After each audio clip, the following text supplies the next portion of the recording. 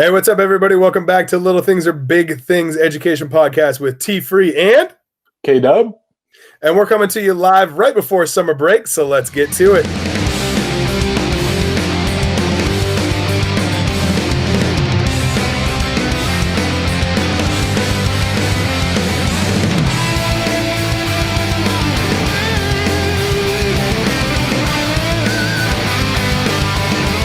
All right, so we're coming to you one last time before we get into summer break, and our big idea for you is take some time for summer break. Actually, take the time off. Don't keep working. Yes. And the importance of recharging here and taking a little bit of self-care. So, K-Dub, what do you got for us? I mean, for me, I think that idea of completely unplug as much as you can from school for a little bit. Like for me, my wife and I, we're going to the coast, like literally the next morning. We're going to get up and drive to the Oregon coast, which is beautiful. If you haven't been, please stay away. It's getting too busy. But I mean, in all seriousness, it's just like that immediate hard stop, just completely decompress and get things off your plate and kind of not be in this mode. And I think especially after this year with everything that all of us have been through, it's probably even more important. Right. So we actually are in summer right now from Kentucky. So 100%, as soon as I turned my grades in, I was done with school. We had a couple of softball games left that I was doing the announcing and music for. So I was still connected with the kids a little bit for about one more week. But then as soon as we were done with that, boom, we packed the car. We drove out to Washington, and I'm back actually out at my folks' house. So we've been hanging here, enjoying actually beautiful weather the first few days. Raining today, but getting on the lake, recharging the batteries already, hanging out with family and friends. So it's been good. And eight dogs now, people. 8 dogs. 8, yes, our 4 plus my parents' 3 plus my aunt's 1. Great, and all high energy. I love it. Yeah, so I think that's the first thing is take some time away, give yourself a chance to decompress and recharge, whatever that looks like for you. We all have our different things that help us kind of get resettled and feeling ready to get back going. And then for me, Tim, I know we used to work on the fireworks staying together, and I don't have that anymore. I know you still do, but I mean, I keep trying to get you out year after year. So I know. I appreciate the attempts. But I kind of set July 5th as my until that weekend after the 4th. I just won't even. I try not to even think about school. Right. Do you have a similar timeline that you set yourself, or is it a little bit more free flowing? Well, I've always got a side hustle going. So yeah, usually, especially when I was out West Coast and we were done with school, just before 4th of July, I would immediately go from school into entrepreneur mode, right? I'm going to make sure we have the staff ready, that we're kind of game planning for a season here. And so then once 4th of July is done, it turns into birthday week, because my parents' birthdays are July 7th and 8th. My birthday is the 14th. So it's we throw and celebrate birthdays for basically a week after the 4th of July. And then we usually take a couple weeks to just kind of chill and relax. And then it's Seafair. And so we throw one more big party. And then, now we're into August, and, when we're coaching, football's starting back up. And that's usually about the time I'll start to kind of game plan a little bit for school. So what's something we can leave people with before we get back in August with some more specific details for people? Yeah, so we're going to come back in August and do some beginning of the year planning things specific for you all to think about. I would say in the interim, there's a couple things that you might think about doing, and I'm sure Tim will have some other ideas to add. My first would be, I know this was a really weird year for all of us, and there are probably things about this year. I would say do this before you go into your decompress, don't think anymore, but start writing down a list of things that you want to keep that were new or different, things that you don't want to keep, and maybe start really thinking about as well what I keep using that term new normal, right? What do you want the new normal to be like? And kind of think through all of those things and make sure that you actually write that down or put it on a Google Doc or wherever you're actually going to remember to look at it again, and have that available for when you're done decompressing so that you can review that before you get started with any of the other things that I'm about to talk about. And so I will just caveat, Having been a head football coach for 5 of the last 6 years, I learned pretty quickly that if I did not get a lot of work done during the summer in advance of the fall, I was going to be underwater and just really, really struggling with doing my job as a teacher and really being what my students needed me to be. So like that first year of being a head coach, like thank God for Nancy Dotson and Colin White and the other people that I had at Canyon Park Junior High to help me survive the complete lack of preparedness that I had. I mean, I did some things, but not enough. So what I've done since then, and even the year that I wasn't a head coach, I still did this because I thought it was really valuable to have to get ahead of things and allow my brain to be super focused on the kids those first few weeks. And that is like I'll set 1 week and I'll start kind of double checking what units do I actually want to do, thinking about any edits that I want to make. For a couple of years, I had a really great English teacher that I worked with. We shared all the same students, and her and I would meet and we would talk about, okay, we want to drop this project, add this project, do this thing. Like we would kind of map things out, like really big picture, think through some of those things. And then I would start putting like 1 month day-to-day plan together each week so that by the time August rolled around, I usually had the whole first semester, like every day, I knew what I was teaching, right? Like I would have my connection activity, my direct instruction, and like any assignments or anything that were coming up. And then that would at least allow me when we got into fall to only have to think about how to make the slide for tomorrow, right? To get the reading printed, right? Like the readings were in the Google file for the unit on philosophy, and then I just had to make copies. I didn't have to think about what I was doing or what I was going to be handing out or anything like that.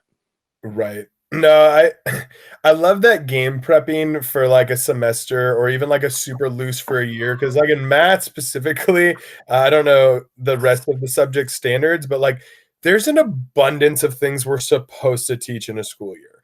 And so like I remember the first year I was doing it and I did not really game plan for the year, and I was like, oh yeah, we'll just, go at the tempo of the kids, we'll be good. And then all of a sudden I'm like, I'm supposed to teach another 3 units in 3 weeks to finish out the school year? Oh, no.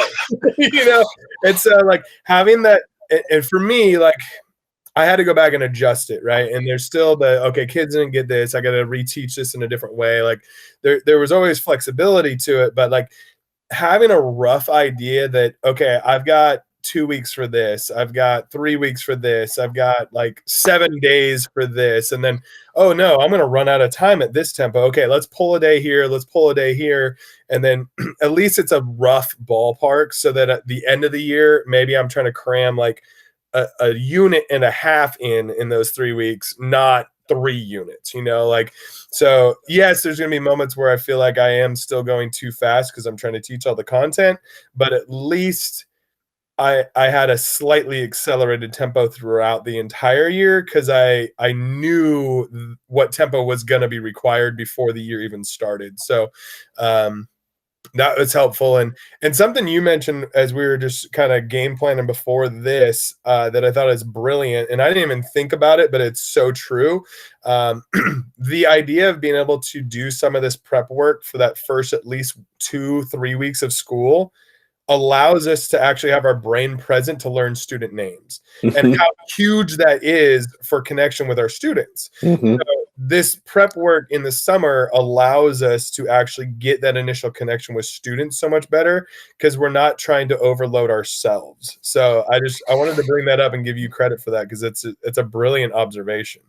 Yeah, it's been a big thing for me, and I think part of it is like we finished off a couple episodes ago talking about how we're not very good at like multitasking isn't a real thing, right? And the beginning of the school year is the ultimate in the time period for asking teachers to multitask, and Right. and so if you can get some of that tasking done in advance, then you're more ready to connect with your kids and be there to really learn about them, and that's really what you and I, right? That was the whole impetus for this whole thing is starting that off. One other thing I forgot to mention, if you're not doing this already, definitely do an end of the year survey with your kids Yes. about what they liked and didn't like about your class. I'm happy to share the one that I use with everyone as a free resource.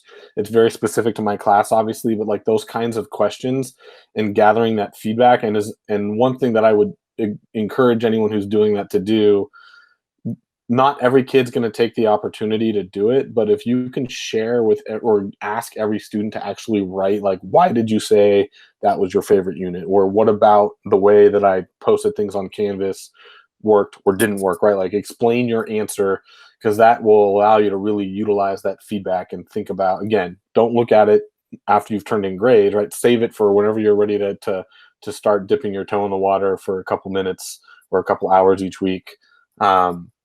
That's a really good thing to have to look at and really have at the tip of your brain is what worked for my student last year.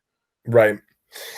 I think the last piece I will probably throw in is when you're in that mode where you're trying to really let yourself decompress and disappear for a couple of weeks and really recharge, still keep like a journal or a note section in your phone or something, because as much as I've tried to turn off, like, I still have stuff that's always flowing. Mhm. Or like Yeah, I'll go to the grocery store and like something that like on like a box makes me think of a math question. I'm like, oh my gosh, like there it is. This will be fun, you know? And like I don't want to think about it and plan it then, but like I'll take a picture of the cereal box or whatever it is that sparked this like idea, make the note, and then shut the notebook. Right. But if I don't make the note right then to go back and circle back to later, I'm not going to remember it in 6 weeks when I do circle back. So keep that journal like next to your bed in case you dream about teaching.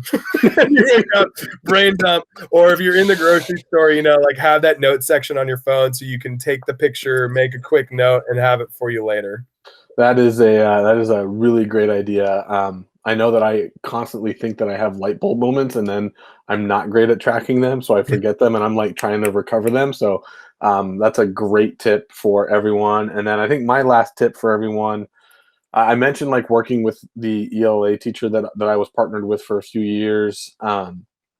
If you are in a building, or if it's a personal goal of yours in the future to collaborate with another group of teachers, whether it's subject alike or cross curricula, you can actually get yourself into a little bit of trouble, or at least I have, if you get too far into your planning. Because if you show up to collaborate and you've already planned your whole first semester, it becomes really hard to be a good share of ideas and have like, because you've already got like these things that you're attached to. So my other encouragement would be, if that's something that you're interested in doing, and I'm actually already pushing some of the guys in my and gal in my social studies department that teach the same curriculum as I do, to like make sure that we set a couple of dates to go get coffee or other beverages together and just chat about what we think next year might look like, so that I'm not arriving with a set idea, because then I know that what happens to me, at least, is I arrive with an agenda of like, well, this is what I want to do. So it can be hard to get other teachers to necessarily want to like sit down and do work in July. So I would say if you can get them to hang out with you and have it be more of like a relaxed situation, that's how the ELA teacher Ray and I, we would always just go and get coffee in the morning, like once a week, every week in July, and kind of get things taken care of that way. If you can do that, great. And if you can't, just be really like 10,000 degrees of altitude with your planning, so that when you do meet with people, you have ideas but not plans, because it's harder to let go of a plan than it is to let go of an idea. Love it. Love it. Well, we want to say a big thank you and shout out for joining us for season 1 and hanging out. We'd love your feedback and info. If you want to be a part of season 2, we're going to come back and try to get a couple more interviews involved with that season as well.